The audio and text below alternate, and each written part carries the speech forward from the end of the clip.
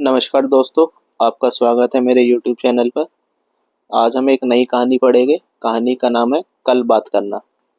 और कहानी शुरू करने से पहले यदि आपने अभी तक हमारे चैनल को सब्सक्राइब नहीं किया है तो सब्सक्राइब कर लीजिए और साथ ही साथ बेल आइकन को ऑन कर लीजिए।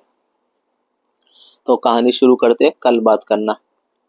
दीपिका के पति को की टेलीविज़न पर खेल कार्यक्रम देखने में बहुत रुचि थी। उन्हें बिल्कुल पसंद नहीं था कि टेलीविज़न पर खेल संबंधी कार्यक्रम के समय कोई उन्हें टोके।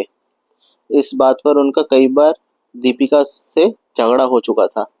तब दीपिका ने रास्ता निकाला। उसे अगर अपने पति से कोई ज़रूरी बात करनी होती है तो वह एक कागज़ पर लिखकर उनसे पूछती, मैं आपसे कब बातें करूं? कागज़ पर लिखकर ही वे उसे जवाब देते। एक दिन दीपिका ने अपने पति से कागज़ पर लिखकर यही बात पूछी। काफ़ी देर बाद उसे जवाब मिला, कल बात करना। दीपिका हैरानी से कभी कागज़ को और कभी अपने पति को देखती। तो कहानी से हमें ये शिक्षा मिलती है कि मौखिक बातें करना ही बेहतर होता है।